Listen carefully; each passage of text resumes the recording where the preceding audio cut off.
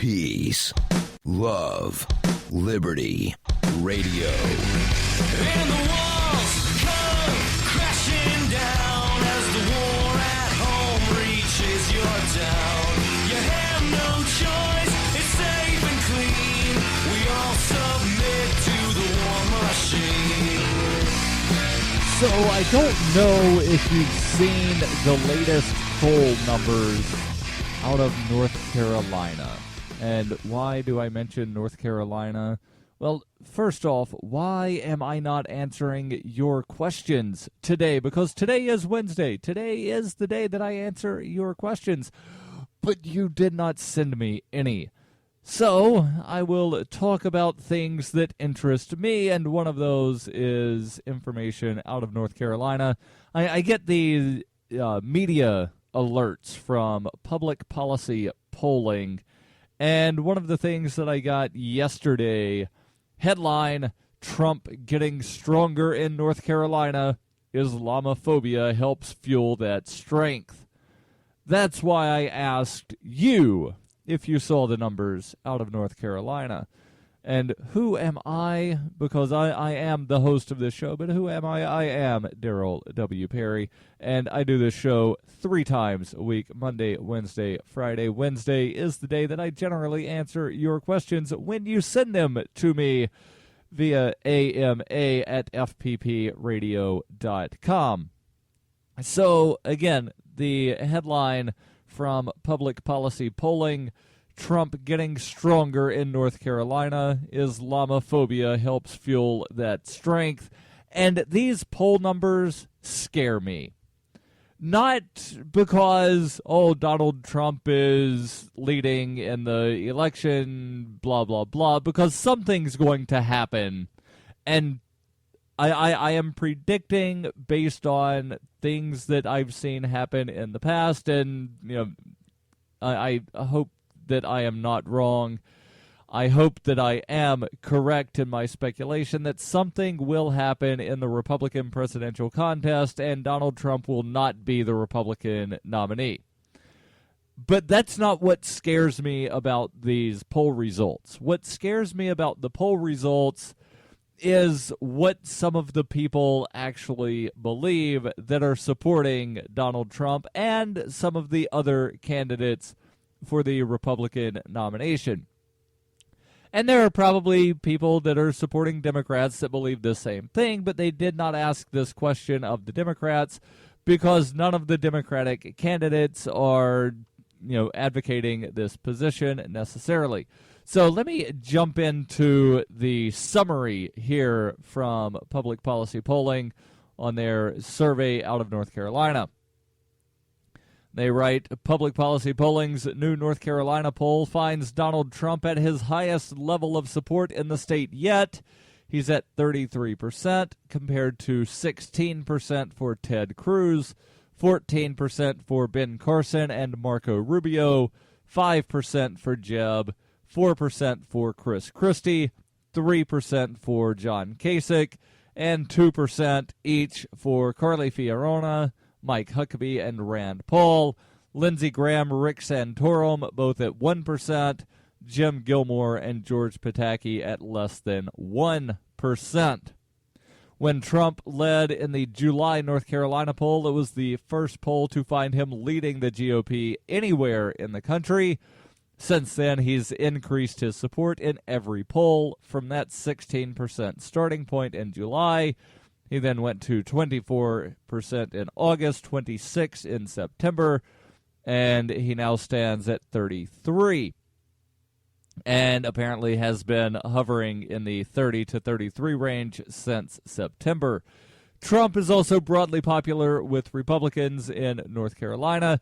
His favorability rating, 63%, unfavorable at 26%. Puts him behind only Ben Carson with a 64% favorable, 23% unfavorable, and is improved from 52-35 in the last poll done, I believe, in October. Now, here's the part that scares me. Trump's Islamophobia is a central feature of his appeal to his supporters. 67% of people in North Carolina that say that they are voting for Donald Trump also support a national database of Muslims in the United States. Only 14% of Trump supporters oppose such a database.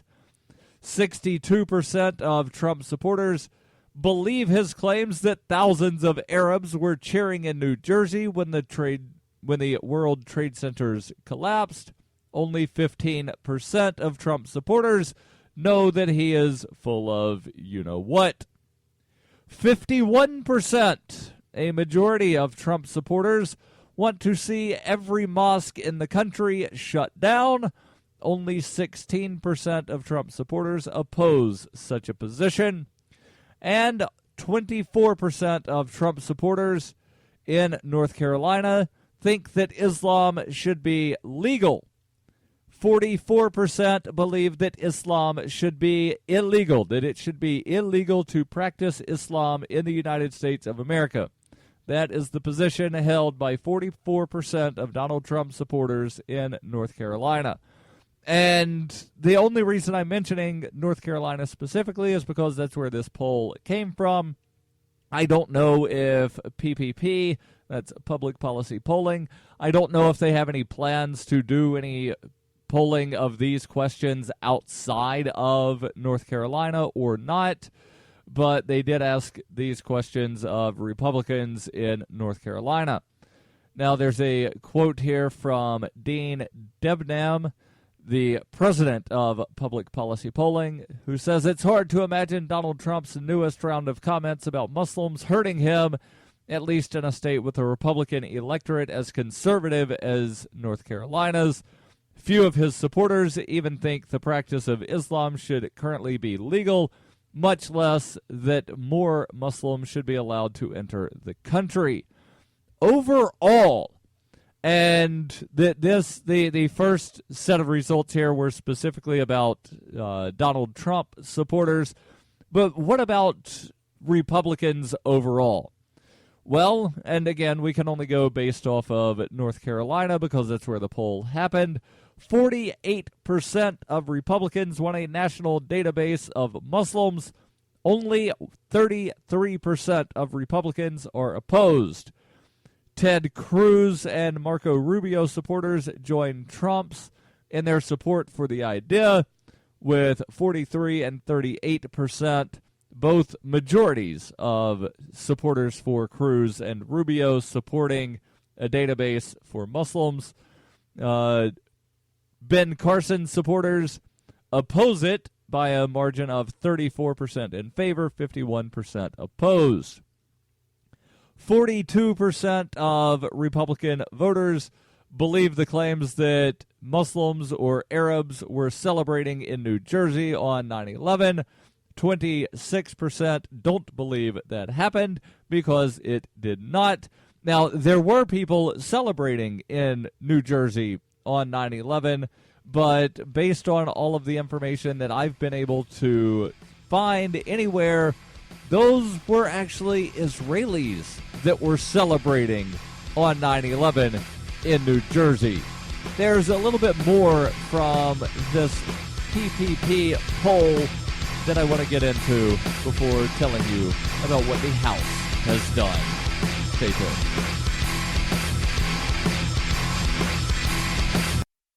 Hey, this is Michael Dean from the Freedom Fiends radio show. I've been working with computer programmer Derek Slopey to create Fiend Phone. I'm using Fiend Phone right now to talk with and record one of my co-hosts in real time. Take it, Davi. Hey, this is Davi Barker, and I'm 1,000 miles away from Michael, but we sound like we're in the same room. We sure do, Davi. So, Davi, please tell the nice people more about Fiend Phone.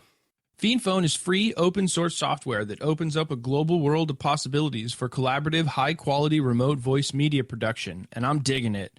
People can try the Windows beta version of Fiend Phone right now at fiendphone.com. But we're also raising money to vastly improve Fiend Phone and vastly improve independent talk media worldwide. So go to fiendphone.com to help out. Who will build the audio roads? We will, with your help.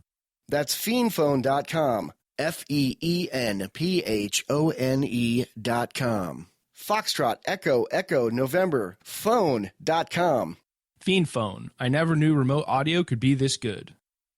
When her plush and comfy life suddenly and unexpectedly fell apart, Brooke and her dog Cloud set out to defy the odds. If this is a man's world, as they say, living on the streets is no place for a young woman. One day she awoke in the redwood forest and realized she had become a hobo, and would ultimately come to know exactly what it means to survive. How to Be a Hobo by Brooke Willett is available from Amazon.com and all major bookstores. You're listening to Peace, Love, Liberty Radio with Darryl W. Perry. So before I get back into the poll numbers about what fascists want to do, I want to make sure that I tell you about Roberts and Roberts Brokerage. Now, you may have been aware that on Armistice Day, Roberts and Roberts pledged to give all profits from sales on that day to antiwar.com. Well, they did some calculations and a slight rounding, and they were able to donate a full Bitcoin to the cause of peace.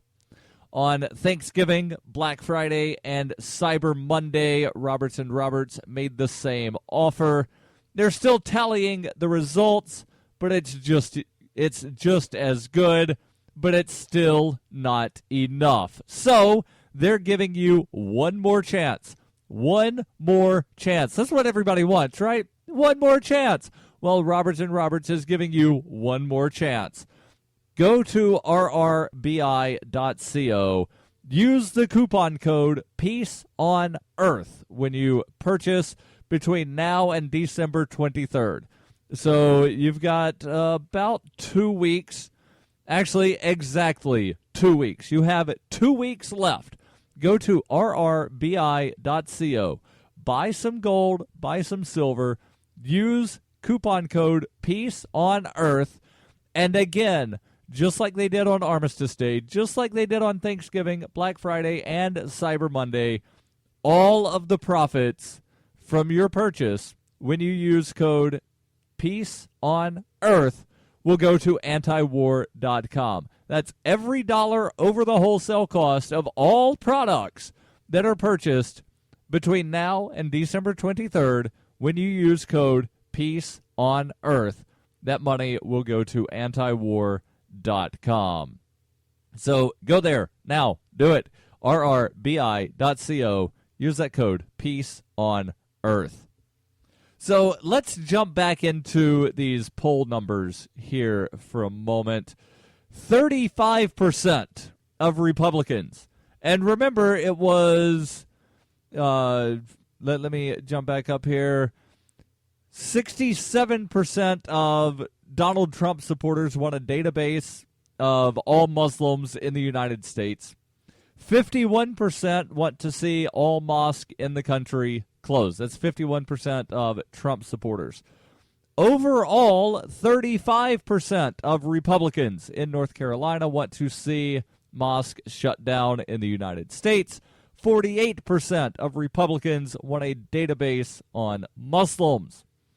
And GOP voters as a whole, 41% to 32%, do at least think that Islam should be legal in the United States.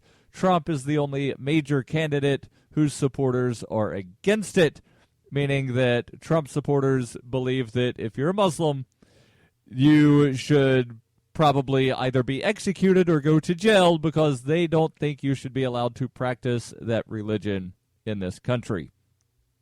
And there's more that they have in their analysis where they're talking about some of the other candidates of who's gone up, who's gone down.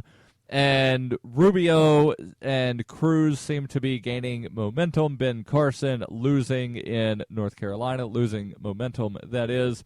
Hillary on the other side of the presidential race, and I say other side, there's more than just the two sides, but the other side that PPP is asking people about, Hillary leads the Democratic vote there, or rather she has the support of 60% of people. Bernie Sanders has 21.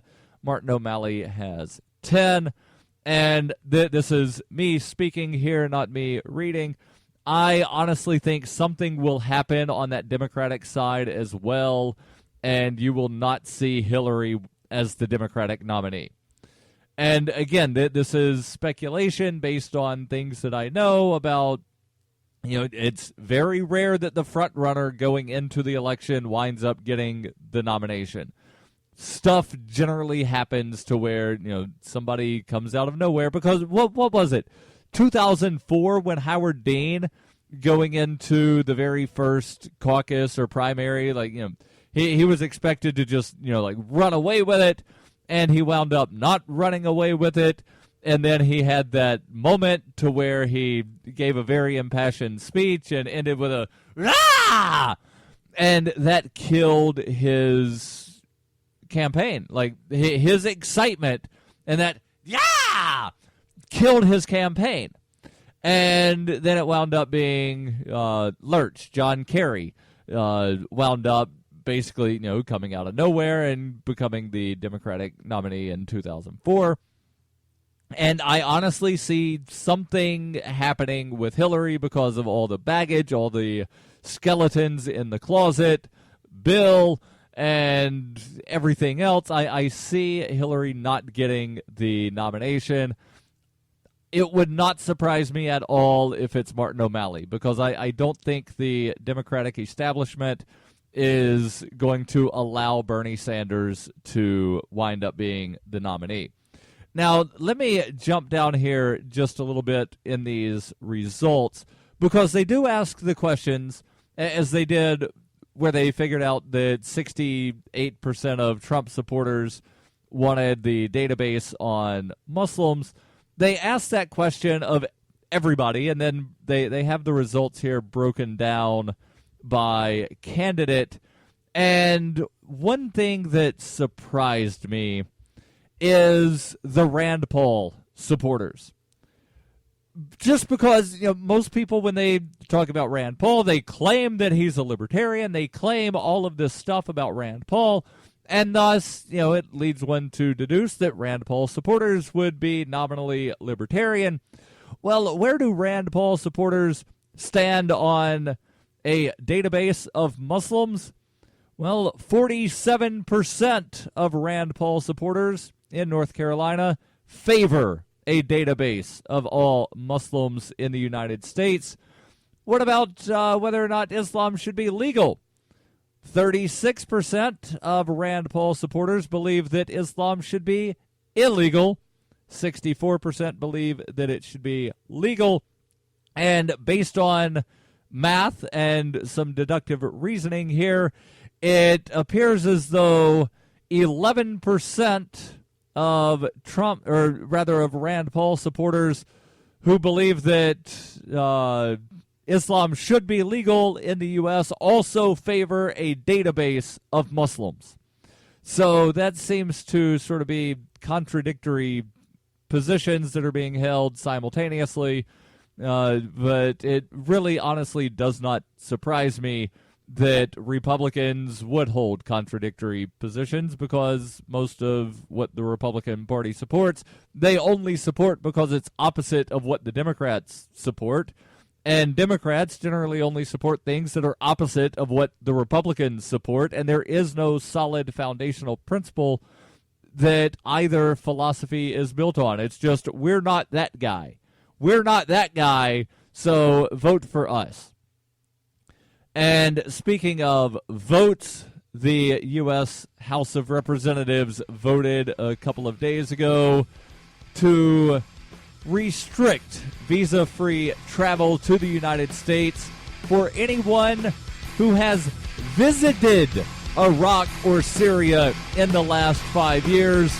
No exception made for journalists, aid workers, or the like. I'll tell you about that in just a moment. Stay tuned.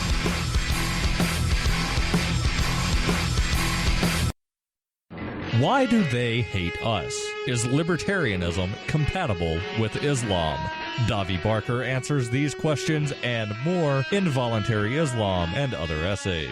He advances the voluntarist cause with analysis of the confluence of values between Islam and libertarianism, as well as contemporary movements from the Tea Party to the Arab Spring.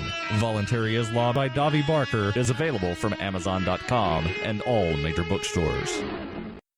It is the year 91,001 BCE. Witness humanity's origins in Hyperchronius, a classic role-playing game for Windows PCs with a story like no other game before. A liberty-oriented experience that is not to be missed. Go to zog.ninja to get your copy of Hyperchronius today. Use the code FPP to get $1 off. Hyperchronius, zog.ninja, code FPP. Are you tired of governments murdering people around the world? Stop using their money. There is an alternative. Bitcoin is a stateless, free market, non-political currency. Bitcoin cannot be inflated or controlled by any government. By using their money, you are helping the state. Stop doing it. You have an incredible alternative available now. Learn it, use it, spread it. Get started with Bitcoin at weusecoins.com. That's weusecoins.com. You're listening to Peace, Love, Liberty Radio, online at fppradio.com. So before I tell you about the horrible thing that was done by the U.S. House of Representatives, then hopefully the U.S. Senate will stop or Barack Obama will veto, though based on the votes out of the House, it will definitely override a veto. But before I tell you about that, I want to make sure I tell you about my newest sponsor, the Lava Flow Podcast. The Lava Flow Podcast, it's a every 2 week, every fortnight podcast that you should listen to, especially if you are fed up with the government running every aspect of your life. Wait, what's that? You're not listening to the Lava Flow podcast yet? What is wrong with you? Go right now. Pause this podcast. Go right now to thelavaflow.com/listen. The Lava Flow podcast, channeling the flow of information to the libertarian, anarcho-capitalist, voluntarist, and agorist community. Subscribe to the Lava Flow podcast today using any podcatcher. And I actually don't use podcatchers. I probably should. I use RSS feed aggregators, which are kind of similar, but it doesn't automatically download the podcast. So I need to get a podcatcher. You should too. Use your podcatcher to podcatch the Lava Flow podcast. The lavaflow.com/listen. Or just go back to sucking up to the government. The Lava Flow podcast, striking the root every episode. So let me tell you more about what the U.S. House of Representatives did yesterday, and then I have an update from Doctors Without Borders about the petition that they started a couple of months ago after the U.S. military bombed one of their hospitals. So on Tuesday, the House of Representatives voted 407-19 on legislation to restrict visa-free travel to the United States for anyone who has been to Iraq or Syria in the last 5 years. Again, no exceptions made for journalists, researchers, aid workers, etc.